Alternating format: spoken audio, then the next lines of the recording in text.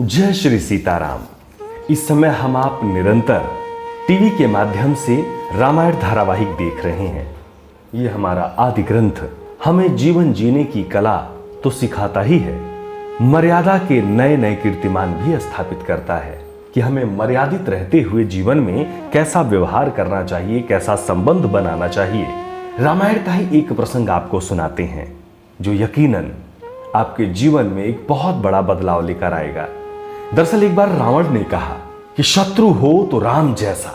अब आपके मन में एक प्रश्न ये भी उठ रहा होगा कि रावण जिसका काल बनकर प्रभु श्री राम आए, वो रावण के मुख से कब, कहां और क्यों निकला कि शत्रु हो तो राम जैसा।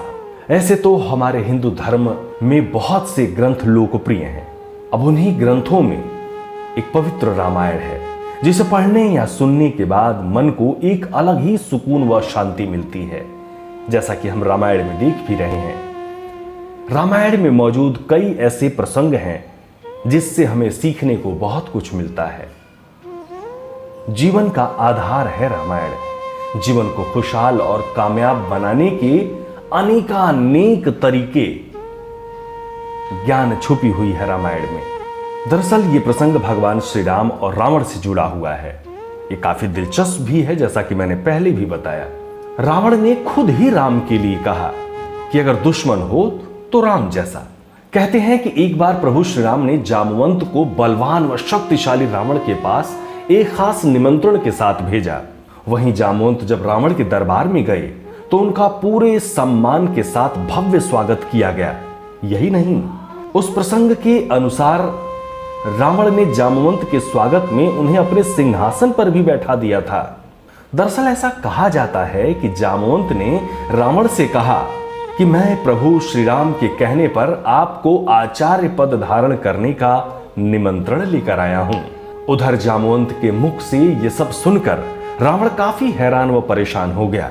रावण के अलावा भी उस सभा में मौजूद अन्य लोग भी काफी हैरानी में पड़ गए। ऐसे में रावण तुरंत जामवंत से प्रश्न करते हैं कि अगर मैं श्री राम का यह खास निमंत्रण ठुकरा दूं तो फिर इसका परिणाम क्या होगा। रावण के इस सवाल पर जामवंत ने बस एक ही बात कही कि यह तो आपकी मर्जी है।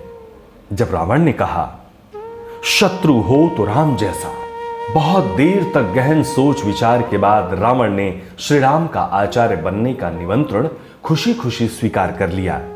दूसरी ओर रावण के इस फैसले से सभा में बैठे सभी लोग आश्चर्य में पड़ गए। तब रावण ने कहा कि सभी लोग मुझे एक राक्षस के रूप में ही जानते हैं, लेकिन अब मुझे एक आचार्य के रूप में भी याद किया जाएगा। ये वही खास समय था जब रावण अपने मुख से कहते हैं कि शत्रु हो तो राम जैसा। आपको बताते चले कि जामवंत जब शक्तिशाली और बलशाली राक्षस रावण के निमंत्रण स्वीकार कर लेने की खबर लेकर आता है, तब भगवान श्री राम भी बहुत प्रसन्न होते हैं और रावण के आदर व सत्कार के लिए तैयार हो जाते हैं। दोस्तों, हम सभी ने भगवान श्री राम और रावण की कहानियां तो सुनी हैं, लेकिन ये गाथा शायद ही आपने पहले सुना होगा। रावण से हम सभी भले ही घृणा कर लें, लेकिन क्या आप जानते हैं कि रावण से बड़ा विद्वान और कोई था ही नहीं। रावण चाहता तो वो पूरे विश्व में राज करता, लेकिन उसके घमंड और लालच ने ही उसको डुबो दिया।